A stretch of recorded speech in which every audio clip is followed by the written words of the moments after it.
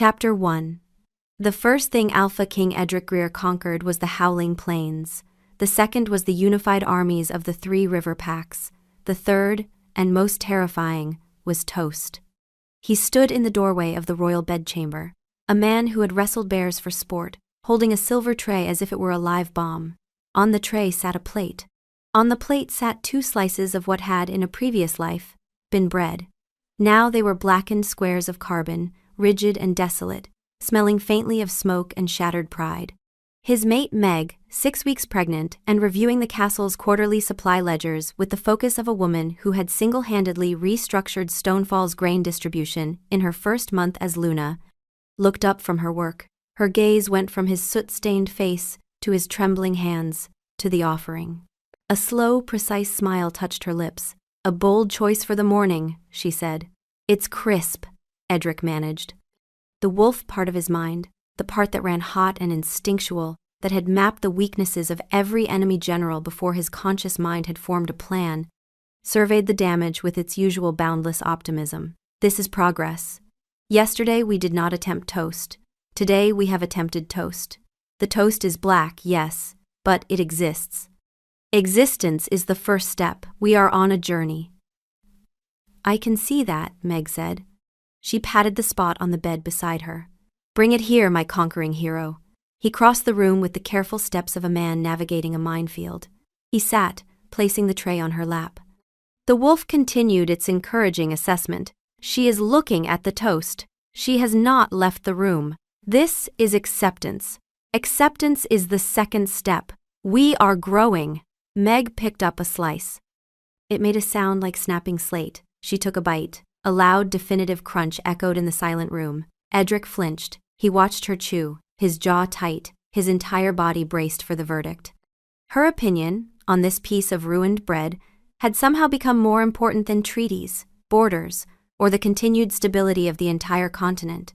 She swallowed. "A bit dry," she pronounced, "but it has a certain structural integrity." He let out a breath he hadn't known he was holding. Relief washed over him so intensely he felt dizzy. She consumed the toast. She found merit in the toast. This is validation. We are enough. We have always been enough. Today the toast. Tomorrow the world. Meg smiled and took another bite. Edric watched her, his heart a frantic drum against his ribs. She had been Luna of Stonefall for 4 months, and in that time she had reorganized the castle's supply chains, resolved a boundary dispute between 2 farming families that had been festering for a decade, and memorized the name and birthday of every member of the household staff. She was, by any reasonable measure, the most competent person in the building. "And she was eating his toast. The doctor came by while you were battling the larder," she said, tapping a piece of toast against the plate to emphasize its hardness. "It's confirmed." Edric froze. The wolf went still. Then, with a reverence it had never shown for any military victory, "Life. New life. We made life. This is the greatest thing we have ever done, and we have conquered 3 territories. Nothing else matters now. Protect. Provide. Begin immediately." A primal, unshakable certainty settled over him, a geological shift in his soul. He, and he alone, must feed her. It wasn't a choice. It was a mandate from the oldest part of his being. He was the alpha. She was his mate. They were his pups. He would provide. He looked from her face to the blackened toast. A new wave of terror, cold and profound, washed over him. He had absolutely no idea how to do that. "Right," he said, his voice husky. He stood up, squaring his shoulders. "Tomorrow, porridge." Meg's smile widened. "I can't wait." Chapter 2. Down the hall, Declan, the king's beta and long-suffering best friend, leaned his head against the cool stone wall. He could smell the smoke from his office. He could also hear the faint, muffled sounds of Chef Anselm weeping in the pantry. Again. Declan sighed, opened a small, leather-bound journal he had begun keeping on the day Edric had first announced he would be handling the Queen's meals personally, and wrote, "Day 6. The toast.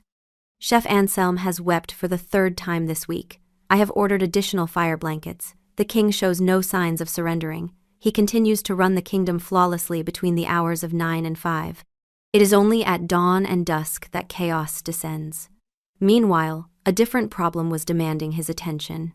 His younger sister Elspeth was of an age to be betrothed, and a politically advantageous match had been proposed with Beta Marcus of the Stonefall Pack. The only problem was that both Elspeth and Marcus were so cripplingly shy that their first meeting had consisted of 45 minutes of complete silence, while they both stared intently at a tapestry. Declan was supposed to be arranging a second, less excruciating encounter. Perhaps a walk? He muttered to himself, rubbing his temples. No, too much pressure to converse. A meal? God, no. He made a note. Find activity requiring no conversation. Falconry? Chapter 3. Before dawn the next morning, Edric woke standing in the kitchen. He didn't remember getting out of bed. He didn't remember walking down the servant's stair.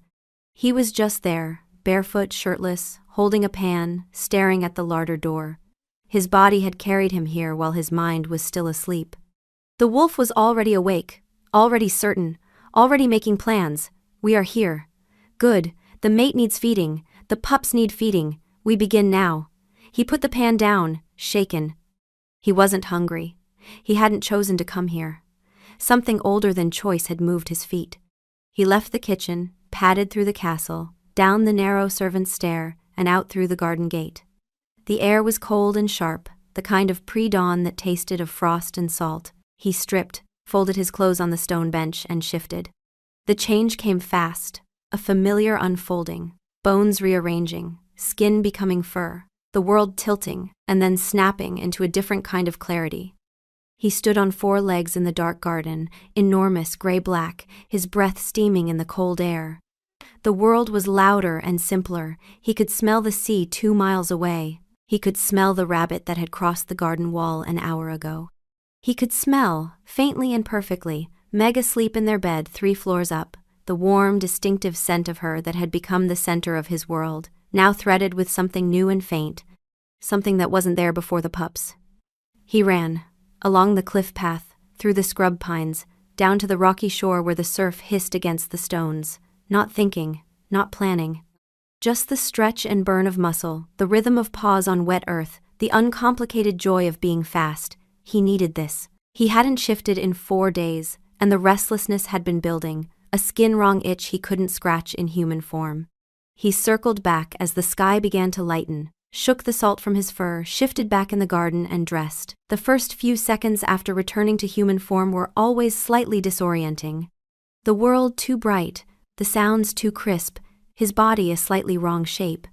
Then it settled. He felt steadier. He walked back into the kitchen to face the porridge. Chapter 4. The porridge did not go well. It began as a substance that had the color, scent, and approximate density of wet cement. Edric stirred the pot with a large wooden spoon, his brow furrowed in concentration. He had followed the instructions. Water, oats, a pinch of salt. It seemed so simple. Yet the contents of the pot had defied him, undergoing a strange alchemical transformation into a glutinous gray paste that clung to the spoon with grim determination. The wolf, unfazed. We are learning. Every great journey begins with a single step. This porridge is our single step. It is a heavy step, a very dense step, but it is ours. It's just a bit thick, Edric muttered, adding more water. The paste hissed, then absorbed the liquid with no discernible change in consistency. He put his full weight into stirring, his bicep bulging. The spoon, a sturdy piece of oak that had been in the castle kitchens for a century, groaned in protest and then snapped clean in 2. Edric stared at the broken spoon, then at the malevolent gray goo in the pot. He felt a flicker of the same rage he'd felt facing the traitor Lord Fenris on the battlefield. This was somehow worse. Fenris had only tried to take his life. The porridge was trying to take his dignity. The spoon gave its life for the cause. We honor its sacrifice. Onward. He scraped a serving into a bowl, garnished it with 3 hopeful-looking berries, and carried it to Meg. She was in the walled garden, sketching defensive patrol routes on a map. She'd noticed a gap in the northern watch rotation and had been quietly restructuring it for a week. She looked up, her eyes bright with sharp amusement. "Today's masterpiece?" she asked. He set the bowl down. The berries immediately sank into the gray mass and disappeared. "It needs a firm hand," Edric suggested, his face growing hot. Meg gripped the spoon with both hands and gave a mighty heave. It came free with a thick, sucking sound. She tasted it. She chewed, and chewed, and chewed. "The texture is unforgettable," she finally said, "and the berries were a lovely thought." She ate it without medical intervention. "This means our margin of error is wider than previously estimated. We can afford to be bolder. Tomorrow we attempt eggs. Eggs have variables. Variables are where champions are made." Chapter 5. Edric spent the rest of the morning in the council chamber, sharp and focused, working through a border dispute with the Ashford farmsteads and reviewing the winter grain allocations Meg had drafted. He was good at this, the weighing of claims, the reading of men, the decisions that held a kingdom together. His mind was clear, his authority easy. Nobody in the council chamber would have guessed that 2 hours earlier he had been at war with Oates. It was at lunch that the first report came in. Declan entered the chamber with a dispatch from the Eastern Patrol. 2 rogue wolves had been spotted crossing Stonefall territory near the Blackridge Pass, together. Declan set the report down with a frown. "Rogues don't travel in pairs," he said. Edric picked up the dispatch, his jaw tightening. Rogues were lone wolves, packless, unpredictable, but solitary by nature. A wolf without a pack was incomplete in a specific physical way, like a frequency they were supposed to be part of that they could no longer hear. They didn't form bonds. They didn't cooperate. That was the whole point of being rogue. Could be coincidence, Edric said, though his instincts said otherwise. 2 rogues crossing at the same point, same hour, same direction, headed toward the castle? Declan shook his head. "That's not coincidence. That's coordination." Edric stood. The wolf instinct, which had spent the morning cheerfully encouraging him through culinary failures, shifted register entirely. Something was wrong in the territory, and it was moving toward the mate. This was no longer about breakfast. This was the real thing. The part of him that had conquered 3 territories was wide awake. "Double the Eastern patrols. I want scouts on the Blackridge by dusk." He looked at Declan. "And get me the rogue activity reports for the last 3 months. All of them." Declan nodded and left. Edric stood at the map table, tracing the patrol routes with a finger, his mind working. 2 rogues, working together, moving toward Stonefall. It was wrong in a way he could feel in his bones. Chapter 6. That night, Edric spread the reports across his study desk. 12 pages of incident logs, dating back 3 months. 3 sightings in month 1, 4 in month 2. 5 so far this month, and it had barely started. All of them on the Eastern Territories. None of them fatal, but each one was a test, a probe. He read the details by lamplight, the rest of the castle sleeping around him. Rogue spotted near Blackridge Pass. Rogue fled from scout patrol. Rogues observed crossing Eastern Ridge heading west. Each report confirmed what the scouting parties already knew. Pack wolves didn't move this way. They didn't form tactical groups. They didn't have a direction. The wolf, reading over his shoulder through the window of human consciousness, shifted from its cheerful baseline to something focused and ancient. Coordination, strategy. Someone is teaching them. Someone is pointing them. We do not like this. Edric pushed back from the desk and moved to the window. The eastern hills were dark, the night clear and cold. He could run the patrols again tomorrow, tighten them further, restructure the watch rotation so their predictability was gone. But someone had already seen through the last rotation. Someone had inside information. He dressed in riding clothes and went to the stables. The castle guards watched their king with surprise as he saddled a horse. Not the kingly procession he usually took, just one man and a beast, riding out into the pre-dawn dark. The eastern border was 3 hours of hard riding. Edric covered it in silence, his mind working through the patterns, the reports, the careful placement of the rogue sightings. They formed a line, he realized. A line testing the weakest points in his defenses. A line that suggested knowledge. The patrol he found at the Blackridge Pass was alert, professional. He approached carefully in the dark, not wanting to startle them into an attack. The captain, a gray-muzzled wolf named Thorin who'd served under Edric for 8 years, phased back to human form at the sight of his king. "Your Majesty." "Not expected at this hour." "Show me the last sighting," Edric said without preamble. Thorin led him to a clearing a 1/4 mile north. The tracks were clear, even to human eyes. 4 separate animals, moving in formation, their paths overlapping but distinct. Edric shifted to better read the scents. The stench of packlessness was there, sharp and acidic, but underneath it was something else, something controlled, something organized. A wolf scent, yes, but with threads of human underneath it. Whoever was leading them had been a pack wolf. Whoever was leading them had defected. Not rogues created by circumstance, then. Rogues recruited. Rogues corrupted. How many in the formation this time? Edric asked Thorin, shifting back. 4 distinct scent trails. But the lead scent. Thorin hesitated. Begging your pardon, sir, but it doesn't smell like a wolf. Not a pack wolf. Something older. Something that's been packless, so long the scent has rotted out. Edric nodded. That confirmed it. Whoever was leading them was a rogue of the dangerous kind. One who'd been alone long enough that their wolf had gone feral. Those were the ones who had nothing to lose. He spent the rest of the night riding the eastern border, reading the tracks, understanding the pattern. By the time the sun rose, he had a map of the probes in his head and a cold certainty in his bones. This was the work of an intelligence and purpose. Working through packless wolves, because packed wolves would have honor and restraint. Packless wolves had only hunger, and someone was feeding that hunger. He rode back to the castle with the first light, his fatigue forgotten, his instincts singing. The wolf was awake now, fully and completely. It was not offering encouragement. It was offering something older, the clarity of a hunter who has found the scent and needs to run it to ground. Chapter 7. That afternoon, Edric made soup. The soup caught fire. He stood in the smoke-filled hallway, holding a tureen of blackened liquid while Meg and Declan watched. Soup is ambitious. Meg commented, fanning smoke from her face. Perhaps something less flammable? A salad?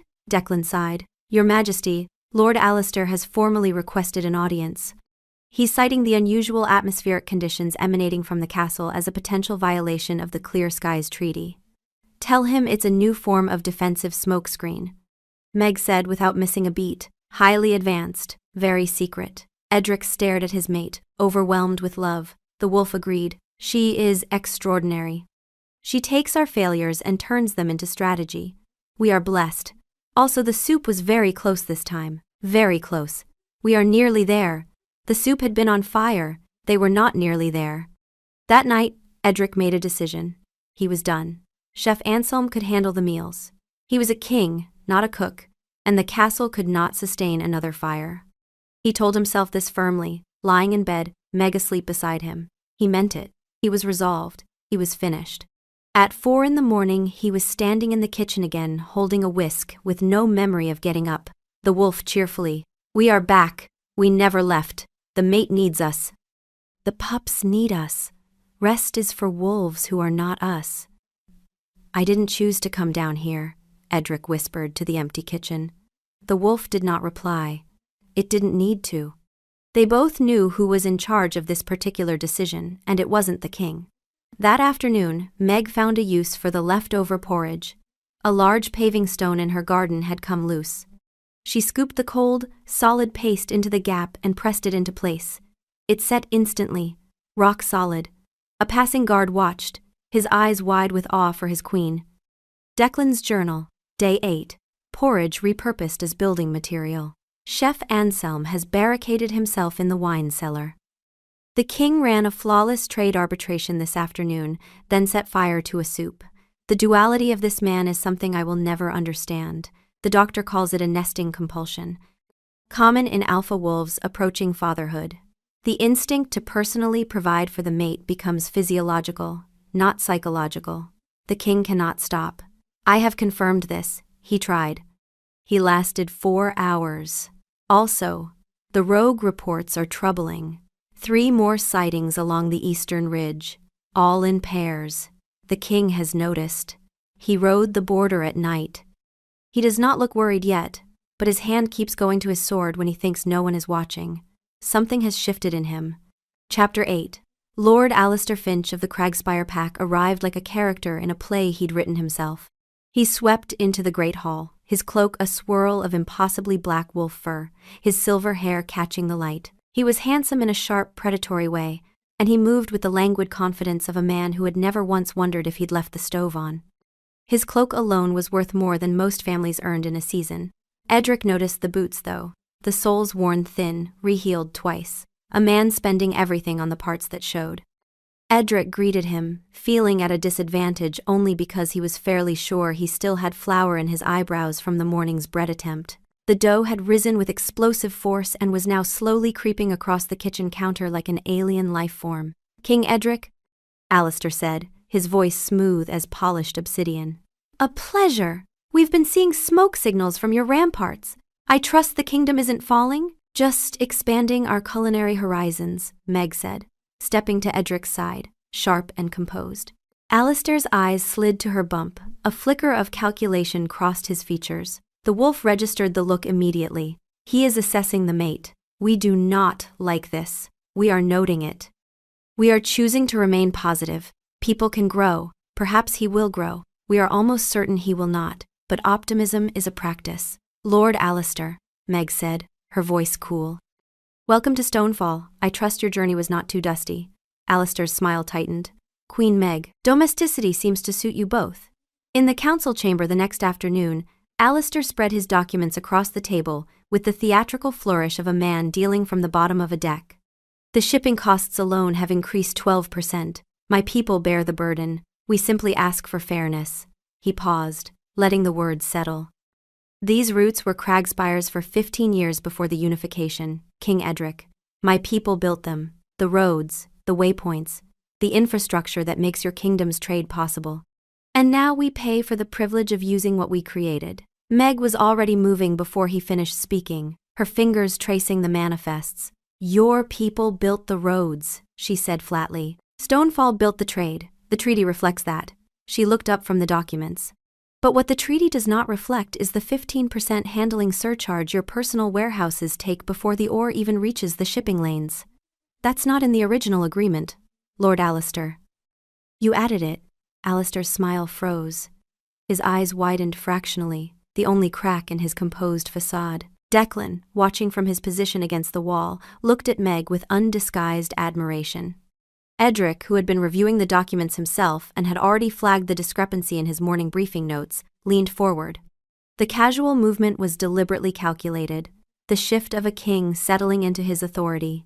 3 years ago," Edric said, his voice quiet but carrying the weight of a man used to being obeyed. "You added it 3 years ago and hoped no one would check." He held the man's gaze, letting the silence do the work. The wolf, watching Alistair squirm with the kind of focused intensity it usually reserved for prey, offered its assessment. "He is afraid now. Good. Fear makes people honest. This is leadership." "We are very proud." Alistair's fingers drummed once on the table. "A tell," Edric noted, then stopped. The theatrical mask slid back into place. "An accounting error, surely. I'm certain my steward can clarify." "Your steward," Meg interrupted, not unkindly, "submitted the same error on 3 separate trade routes, with supporting documents. That's not an error. That's a policy." She slid a ledger across to him. "This is the one we're questioning. There are 14 others." Alistair's jaw tightened. He recovered smoothly, but the damage was done. He agreed to review Stonefall's counterproposal and withdrew, not with grace, but with the careful steps of a man who'd been thoroughly dismantled and was trying to pretend it hadn't happened. Declan's journal, that evening. "Lord Alistair's cloak costs more than his pack can afford. The man is bleeding. He just doesn't want us to see it." As they left the chamber, Edric turned to Meg. For a fraction of a second, the old instinct surged, the alpha's protective urge, the primitive need to tell her to rest, to sit down, to let him handle the next session alone. Pregnancy made the instinct worse, not better. His wolf wanted to build a nest and put her in it and guard it from the world. He caught himself before the words formed. She was looking at him expectantly, her sharp eyes reading his hesitation. "The grain allocation draft you wrote is better than anything the council produced last year," he said instead. "Walk me through the winter projections after dinner?" Meg looked at him, a flicker of surprise crossing her face. Then she smiled, not the patient, amused smile she wore when he brought her burnt offerings, but something warmer. Something that said she knew exactly what he was doing and appreciated him for doing it anyway. "I'd like that." Chapter 9. The rogue situation escalated. Over the next 3 days, the Eastern patrols reported 7 more sightings, always in pairs, always moving west, toward the castle. And then a shepherd from the Green Hollow settlement came in, bruised and shaking, to report that 4 rogues, had attacked his flock at dusk. They hadn't been hunting for food. They'd been testing the response time of the nearest patrol. Edric stood at the map table, the reports spread before him, and felt the old clarity settle over him. This was what he was built for. The patterns were there. The probing attacks, the coordinated movement, the testing of defenses. They're being directed, he said to Declan and Meg. This isn't random. Someone is pulling them together. Rogues don't follow, Declan said. It's against their nature. Which means whoever is leading them is offering something a rogue can't get alone, Meg said, her mind already working. Safety in numbers. Territory. A pack, essentially, without the obligations of one. Edric looked at her. A shadow pack. Run by someone who knows how real packs work well enough to exploit the gaps between them. Meg tapped the map, her finger tracing the patrol routes. They're probing our eastern border because it's the longest and hardest to patrol. They know our watch rotation. That gave Edric pause. Their watch rotation was internal information.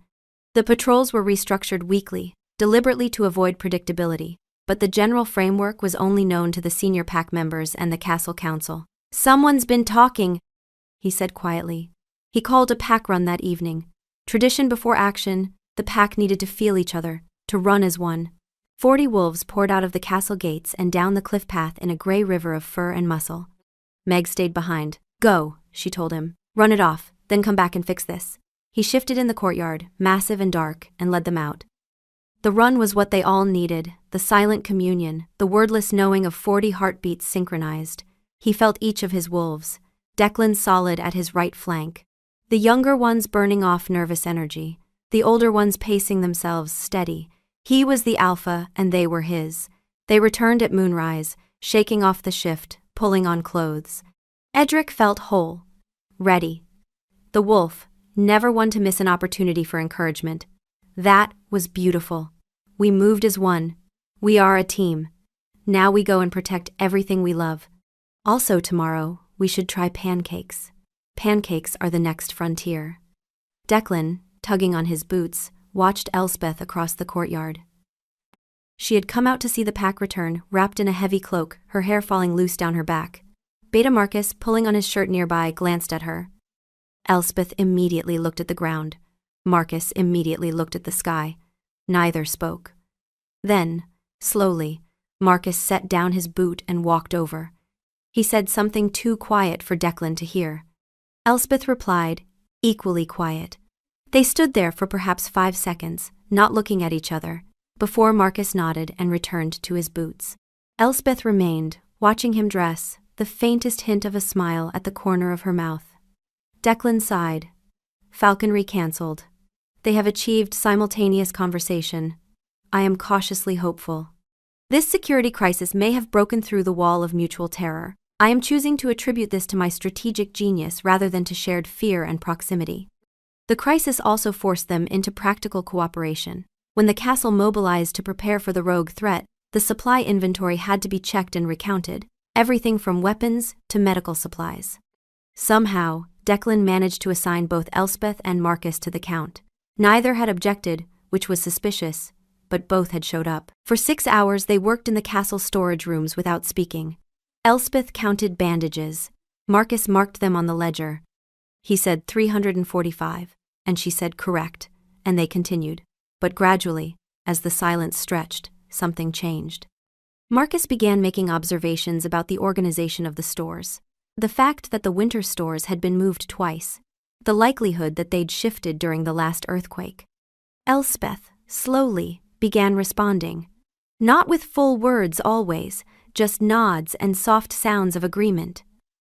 By the 3rd hour, Marcus was theorizing about whether the castle's water reserves were stored properly for winter, and Elspeth was actually answering him with technical details about moisture and storage vessels. In the 5th hour, Marcus reached for a crate of bandages on a high shelf.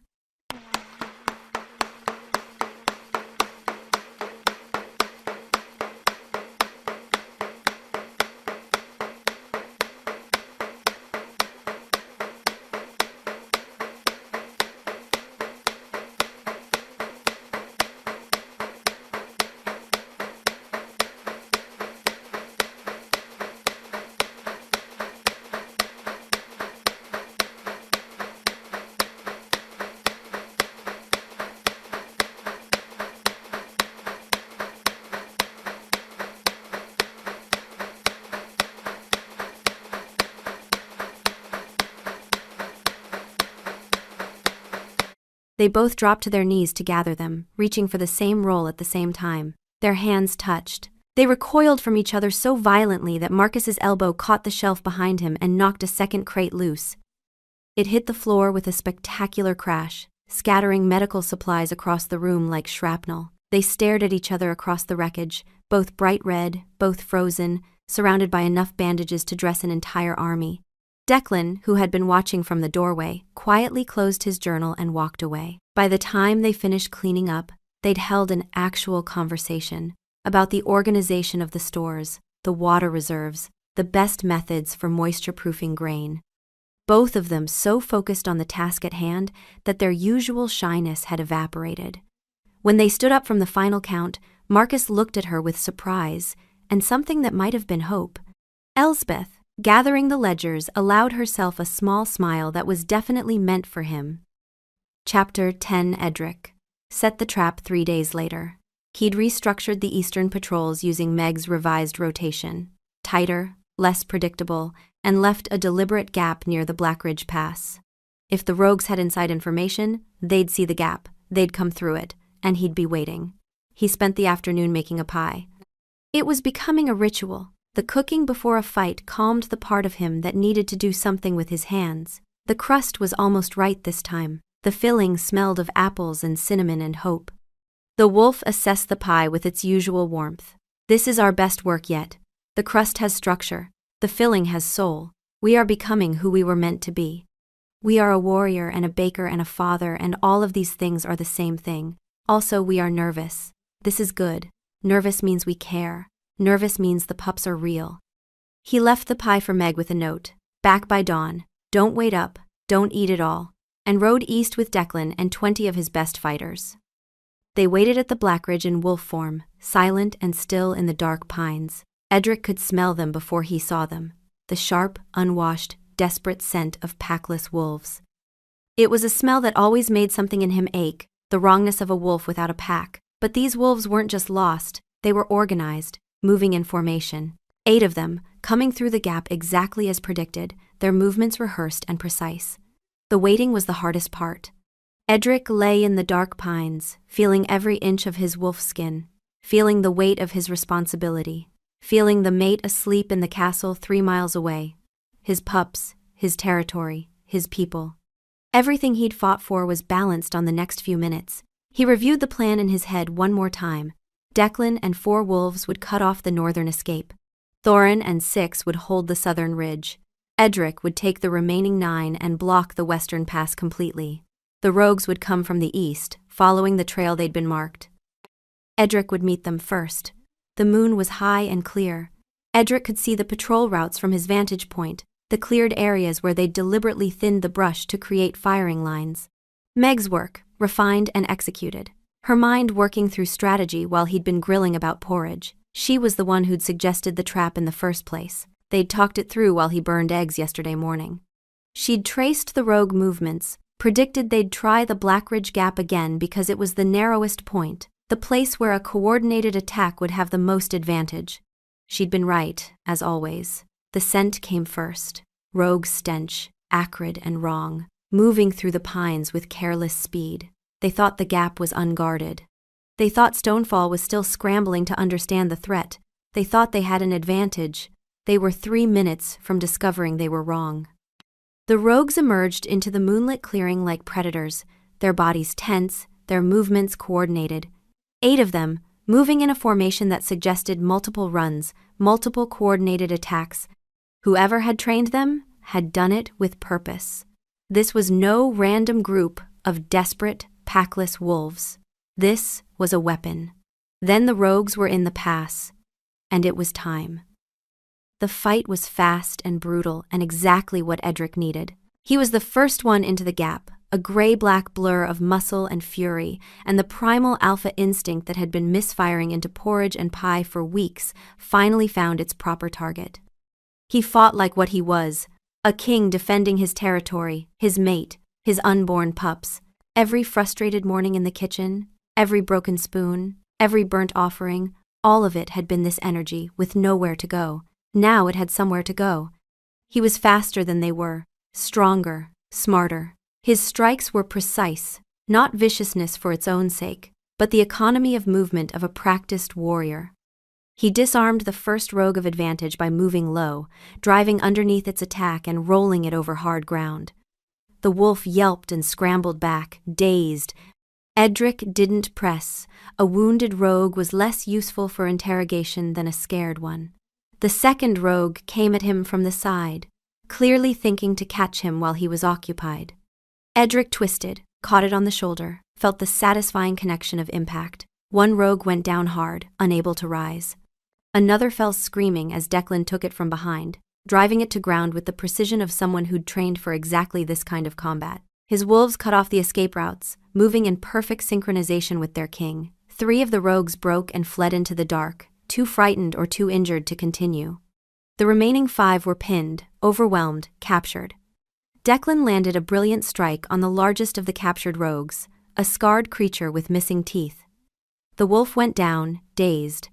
Declan didn't press the advantage. In human form he circled, his presence enough. The rogue shifted back, whimpering, and broke immediately under questioning. Paid?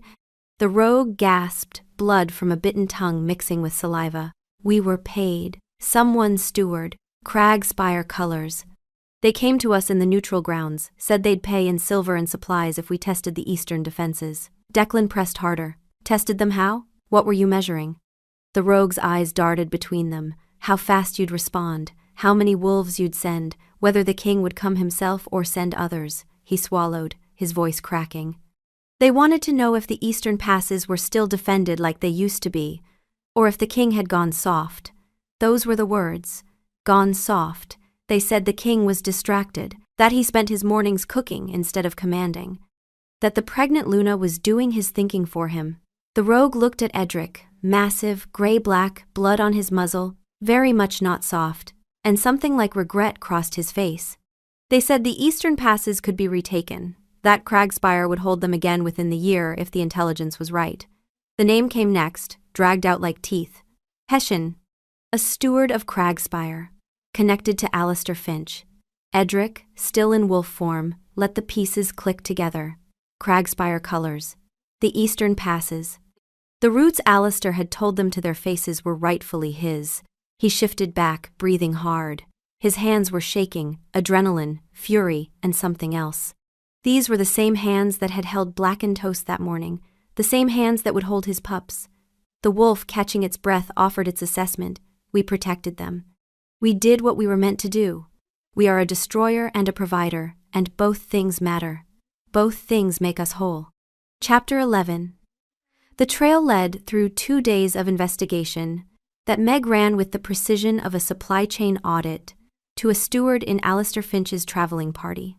Meg worked in her study, tracing the money through 5 different intermediaries, cross-referencing steward travel records with rogue sighting dates. The pattern emerged slowly, methodically, inevitable. She spread ledgers across her desk, comparing the dates the steward had been in the borderlands with the dates of the rogue sightings. Everyone matched. September 7th, the steward was in the Blackridge Pass. September 7th, the rogues were sighted at Blackridge Pass. September 12th, the steward was near Green Hollow. September 12th, the attack on the shepherd's flock.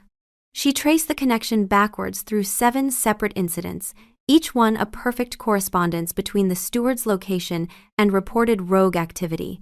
Then she found the payments, small disbursements from Alistair's personal accounts, transferred to an intermediary who'd been spotted in neutral territory meeting with packless wolves. 500 gold pieces here, 300 there, always in amounts small enough not to trigger the quarterly review, but significant enough to pay an entire group of rogues in food, supplies, and promise.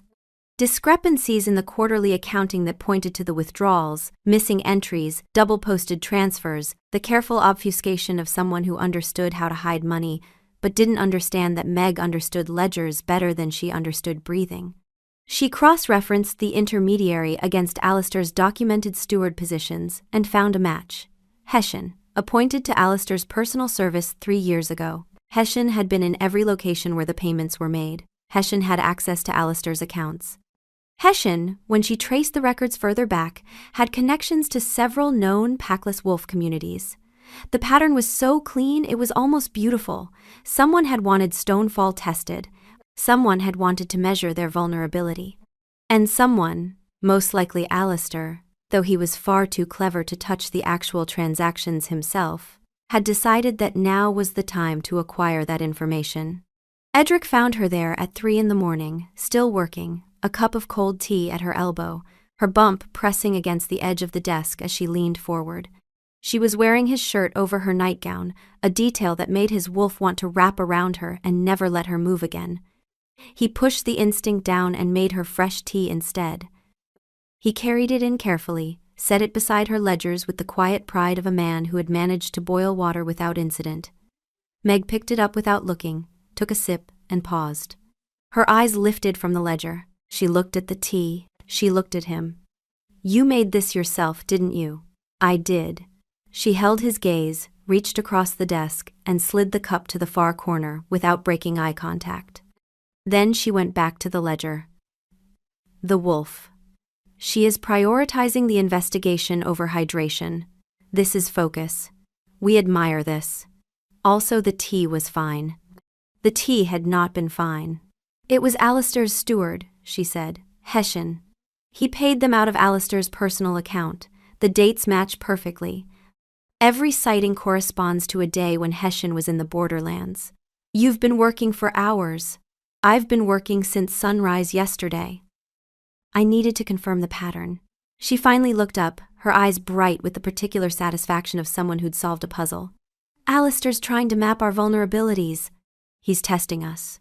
"He's testing whether we're weak enough to take," Edric said quietly. "Whether the pregnancy has slowed me. Whether we're vulnerable." Meg met his gaze steadily. "Are we?" "No." He set the tea down beside her ledgers. "We're not." Alistair himself maintained plausible deniability. He was far too theatrical to get his own hands dirty, but the evidence was enough to end his tariff negotiations permanently and send him back to Cragspire. He left the castle with his black fur cloak trailing behind him, his silver hair no longer catching the light quite the same way. "I'm almost disappointed," Meg said, reviewing the final evidence in her study. "His operational security was a steward with a traceable payroll. He's a politician, not a spy," Edric said from the doorway. He was leaning against the frame, arms crossed, watching her work. He could have spent the afternoon in the council chamber. Instead, he was here. "What?" she said, looking up. "Nothing. I just like watching you dismantle people." She almost smiled. Then she tapped a final notation in the ledger, the difference between 2 separate shipment logs for the same grain delivery. One for the official record, one for the actual delivery. He wasn't just testing our borders, Edric. He was testing whether the routes could be his again. Everything he said in that council chamber, "My people built them, we simply ask for fairness," that wasn't a tariff dispute. That was a man staking a claim and measuring how hard you'd push back. And now he knows we're not. Now he knows, she agreed. She leaned back in her chair, exhaustion hitting her suddenly. She was 6 months pregnant and had spent 2 days running the most complicated investigation of her tenure. Her back hurt, her feet hurt. The pups were doing something acrobatic that felt vaguely uncomfortable. "He's going to be very angry." "Let him be angry in Cragspire," Edric said. He brought a hand to rest gently on her shoulder. A question, asking permission. She leaned into the touch. "He chose to test us instead of trust us. That's a choice, and it has consequences." She was quiet for a moment. "Then, I've been thinking. About how you could have handled this differently. You could have sent Declan to investigate. You could have consulted the council, made it political. Instead, you went to the Blackridge yourself." Edric was quiet. She could feel him considering her words, taking them seriously. "You found the financial trail. I provided the military confirmation. That's partnership. You also fought 8 rogues while I was in a study with ledgers. That's not partnership. That's you being a warrior and me being a logistician." He laughed, not unkindly, just the laugh of a man who understood what she was really worried about. "Meg, if you wanted to fight rogues, you would fight rogues. You chose ledgers because that's your strength. My strength is fighting. Your strength is finding patterns. We use our strengths. I don't like that you take the physical risk and I take the intellectual risk. Physical risks can be survived. Intellectual risks mean you make a mistake, and innocent people suffer because of your miscalculation. I'd take 8 rogues over that responsibility." He bent down and pressed a kiss to the top of her head. "You're terrifying when you work. Did you know that? The way you focus. The way nothing else matters until you've solved it. That's why Alistair's plan failed. Because we have someone smarter than him, and he didn't know it until it was too late. She wanted to argue, but she was too tired. She leaned her head against his arm and let it go. Declan's journal.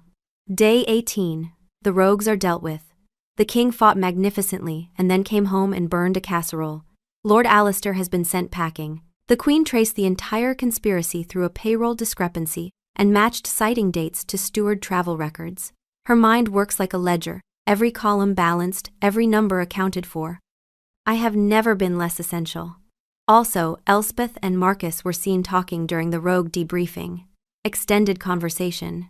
Nearly 2 sentences from each.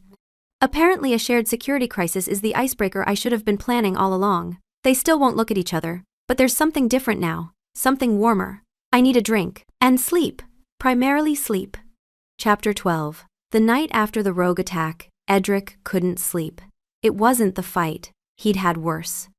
It was the quiet afterward, the settling of something that had been unsettled for weeks.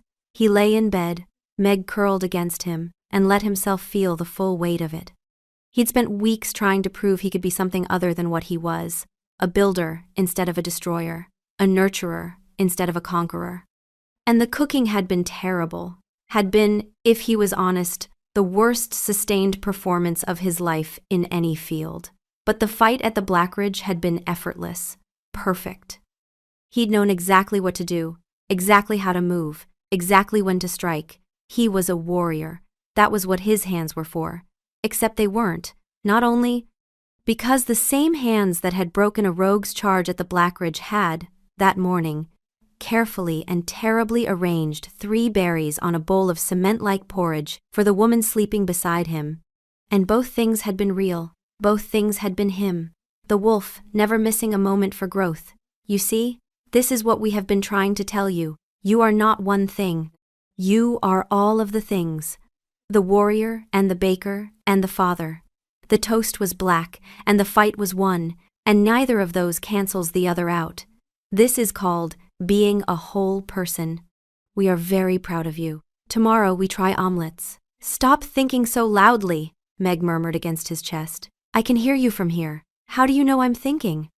You stop breathing when you think. It's very dramatic. She shifted, propping her chin on his chest so she could see his face. Talk to me. I keep trying to be something I'm not, he said quietly. The cooking. It's terrible. Everything I make is terrible. And tonight I went out and did the one thing I'm actually good at, and it was easy. And I came back and I thought, maybe I should just stop. Stop pretending I can do this domestic thing.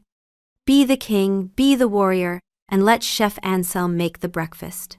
Meg was quiet for a moment. Her fingers traced the ridge of his collarbone, a gentle, thoughtful touch. Do you want to stop? He thought about it.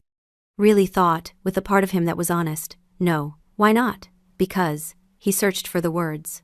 Because when I bring you that burnt toast, and you eat it, and you say something kind about it, that's the bravest thing I do all day. Braver than fighting. Fighting I know how to do. The toast terrifies me.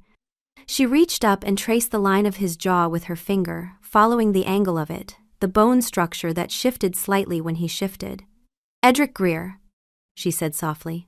You fought off 8 rogue wolves tonight, and the thing that scares you is breakfast. Breakfast is harder. Breakfast has expectations. She laughed, quiet, warm, real. Then she said, you don't have to be good at it. You just have to keep doing it. That's what it means. The trying. That's what the pups will remember, not whether the eggs were edible. He pulled her closer, pressing his face into her hair. She smelled of lavender and ink and the faint new scent of the pups, and it was the best thing in the world. His wolf settled against him, content and certain. I love you, he said. The words simple and undecorated. I know, I love you too. Now go to sleep. And tomorrow, for the love of the goddess, please do not set anything on fire. The wolf, settling in for the night. She believes in us. We believe in us. Rest now. Tomorrow is omelet day. Omelet day will be magnificent. We are nearly certain it will be terrible. But we will try anyway. And that is the whole point of being alive. Chapter 13. The morning of the gathering of packs, Edric was up before dawn. He had two tasks: prepare the welcome feast, a decision that made Declan physically flinch when he heard it, and host the Northern Ridge Alphas for the renewal of oaths. The feast was, predictably, a disaster. The puff pastry had the consistency of a leather shoe. The fish was overcooked into dried parchment.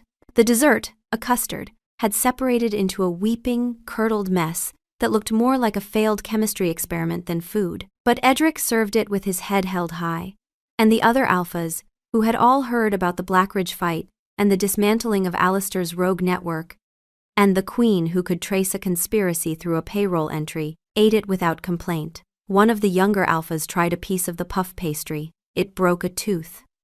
He took it in stride, spitting the fragment into a napkin, and continued eating. Good structural integrity, he managed, his voice only slightly strained. Another alpha approached the custard with the caution of a man defusing a weapon. She touched it with a spoon. It wobbled alarmingly. She moved on to the salad, which, thankfully, Edric had wisely chosen to have prepared by Chef Anselm. Elder Maeve of the Mountain Pack picked up a bread roll, tapped it on her plate, clack, clack, clack, testing its structural integrity. She set it down and met Edric's gaze directly. "King Edric," she said, "is this a test of our dental fortitude?" The room went very quiet. Meg, watching from her seat beside the hearth, she'd refused to stand for the entire ceremony, and Edric had chosen not to argue about it, held her breath. "It's a work in progress," Edric said. "Like the kingdom." Maeve looked at him for a long moment, her ancient eyes assessing. Then she laughed, a rare, gravelly sound, like rocks tumbling down a mountainside. "I'll take an honest king who can't cook over a polished one who can't fight. Your borders are secure, your mate is brilliant. And this bread roll could be used as a weapon in an emergency, which, given recent events, is not entirely without value." The room laughed. Edric felt something loosen in his chest. Around the tables, alphas began eating again, making careful decisions about which dishes seemed less likely to cause dental damage, but eating nonetheless. From across the room, Meg caught his eye. One of the pups rolled inside her, and she pressed a hand to her belly. Edric saw the gesture. His face changed. Something softer, something private, something that had nothing to do with the room full of alphas watching him. Just him and her and the small, strong movement under her hand. "The wolf. She likes us. Everyone likes us. We are beloved. The bread roll is a success by alternative metrics. All food is successful if it brings people together. We are a philosopher now. Also, we should attempt soufflés next. And maybe she should sit down. Pregnancy is important. We do not like that she is standing." Chapter 14. 2 months later, Meg delivered 2 healthy, noisy, perfect twins. A boy, Finian, and a girl, Riona. Edric held them, one in each arm, his heart so full he thought it might burst. They were so small, so fragile.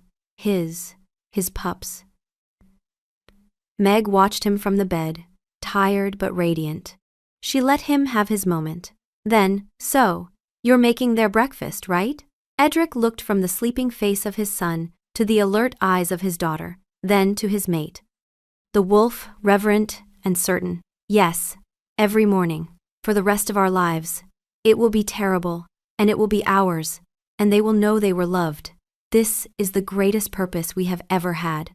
Greater than the howling plains, greater than the river packs. We are ready," Edric grinned. "Absolutely." Within the month, he set the kitchen on fire again. A spectacular blaze involving an experimental pancake batter, and a misunderstanding about the difference between baking powder and baking soda. Apparently, they were not interchangeable, despite being stored in similar containers. The resulting explosion was so impressive that 3 castle guards came running, thinking they were under siege. From their high chairs, the twins watched the plumes of smoke rise past the kitchen windows, their eyes wide with delight. Finian giggled. Riona clapped her tiny hands. Chef Anselm made a small, pained sound and retired to the wine cellar. That night, long after the smoke had cleared and the twins were asleep in their crib, Edric shifted in the nursery. Not to run. Not to fight. Just to be. The wolf lay on the stone floor beside the crib, massive and gray-black, his chin resting on his paws. He could hear 2 small heartbeats, fast and steady. He could smell them, milk, warmth, the faint new scent that was theirs and no one else's, the scent of his pups, the scent of the future. The wolf rested, its spirit quieter now than it had been in years. The constant motion, the pacing, the need to prove something, it had settled. There were two small beings in that crib that depended on him. The cook that burned breakfast mattered. The warrior that fought rogues mattered. They were the same thing. They were both necessary. Meg found him there in the morning, still in wolf form, still on the floor. She'd shifted in the night, too, her own wolf curled in the corner of the room, watching the crib and their mate. Now she was human again, wrapped in a robe, moving carefully around his massive form. She knelt beside him, scratched behind his ear, and said, "You're not making them porridge." The wolf huffed. It sounded unmistakably like a laugh. "Toast?" she continued. Another huff, more amused this time. "Eggs?" The wolf lifted its head, considering. Its tongue lolled out in what might have been a smile. Then it stood, stretched, and padded to the kitchen door. The message was clear. "Yes, eggs. Let us try eggs again. Perhaps today is the day we achieve competence." Meg laughed and followed him down the hall. Declan's journal, final entry, day 94. The king set the kitchen on fire again. The twins applauded. "Chef Anselm has requested a transfer to a monastery. I have denied it." Elspeth and Marcus have been seen holding hands at court, which I am choosing to attribute to my strategic matchmaking rather than to the series of shared crises and proximity that actually brought them together. They are attending the spring fair together next week. I have achieved my purpose. I will retire from matchmaking with honor. The Queen continues to run the kingdom's logistics with terrifying efficiency.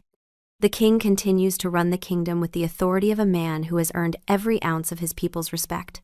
And every morning, without fail, he gets up before dawn, and he goes into that kitchen, and he tries. The food is still awful. Last week's scrambled eggs achieved the consistency of rubber. The toast this morning was simultaneously burnt and undercooked, a feat I did not know was possible. But the trying is the most kingly thing I have ever seen. It is the thing that will define his reign. Not the battles he's won or the territories he's conquered, but the fact that he shows up every morning and tries. That he keeps trying, even when he fails, because it matters to him that he tries. Because it matters to his mate, because it will matter to his pups. That is legacy. That is the true measure of a king.